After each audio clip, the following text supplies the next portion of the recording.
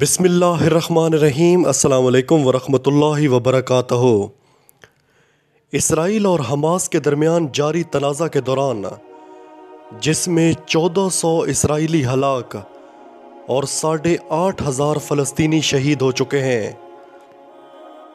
Balfour اعلامیے کے 106 سال بیت چکے ہیں۔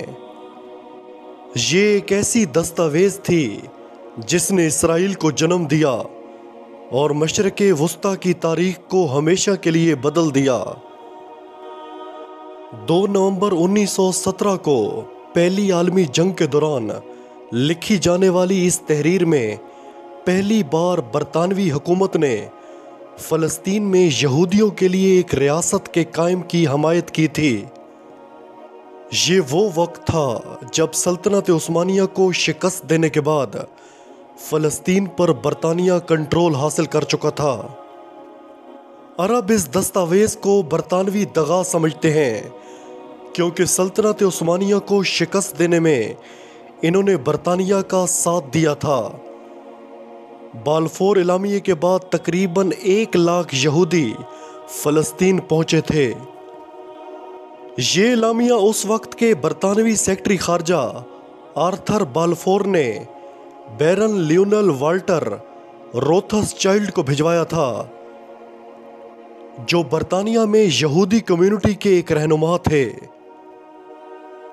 اس اعلامیہ میں لکھا گیا کہ برطانوی حکومت کی جانب سے میں آپ کو صہیونی یہودیوں کی حمایت میں یہ بیان بھجوا رہا ہوں، جو کابینہ کے سامنے رکھا گیا اور اس کی منظوری دی گئی۔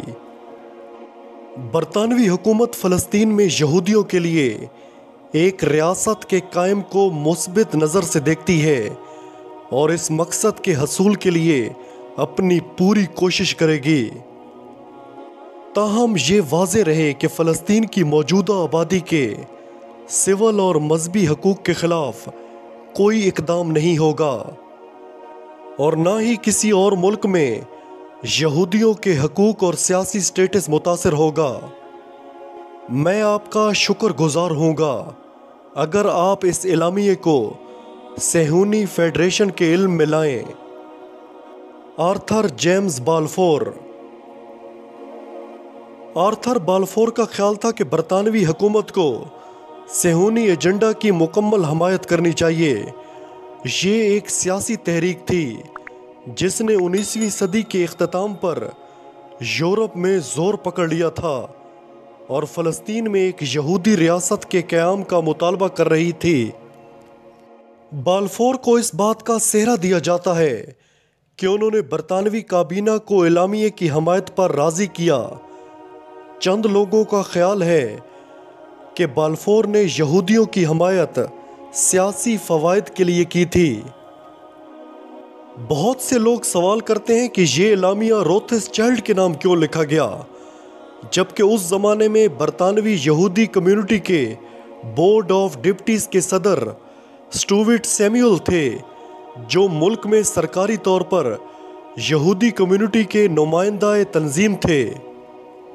اس کی وجہ یہ تھی کہ یہودیوں میں بھی دھڑے بندی تھی۔ ایک گروہ اس ایجنڈے کی مخالفت کر رہا تھا۔ روتھس چائلڈ کے پاس کوئی سرکاری عہدہ تو نہیں تھا، لیکن وہ صہیونی ایجنڈا کی حمایت کرنے والوں میں سب سے آگے تھا۔ چند سال بعد 1995 میں روتھس چائلڈ برطانیہ میں یہودی تنظیم کے بورڈ آف ڈپٹیز کے صدر بھی بن گئے۔ برطانوی حکومت کو امید تھی کہ اس اعلامیے کے بعد امریکہ اور باقی دنیا میں بسنے والے یہودی پہلی عالمی جنگ میں مکمل طور پر جرمنی کے خلاف اتحادیوں کا ساتھ دیں گے۔ مورخین کا ماننا ہے کہ برطانیہ سمیت یہودی کمیونٹی معاشی اثر و رسوخ رکھتی تھی اور خصوصاً عالمی سرمایہ کاری میں بااثر ہونے کی وجہ سے برطانیہ کو ان کی مدد درکار تھی۔ چند ماہرین کا یہ بھی ماننا ہے کہ برطانیہ نے جنگ کے بعد مشرق وسطیٰ میں اپنا اثر و رسوخ برقرار رکھنے کے لیے یہ اقدام کیا۔ اس تحریر کا مقصد جو بھی ہو، بالفور اعلامیہ نے 1948 میں اسرائیل کو جنم دیا اور خطے میں لاکھوں فلسطینیوں کو بے دخل کیا۔ فلسطینیوں کے نزدیک اس اعلامیے میں ان کی مشکلات کا آغاز ہوا جو آج تک جاری ہیں۔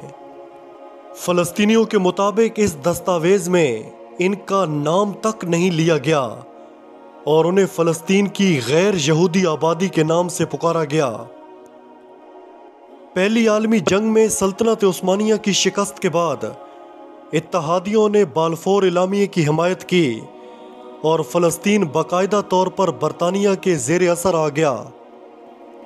اس دوران بڑی تعداد میں یہودی فلسطین میں بسنا شروع ہوئے تو 1930 میں عرب آبادی نے تشویش کا اظہار کیا اور یوں دونوں کے درمیان تنازع کا آغاز ہوا۔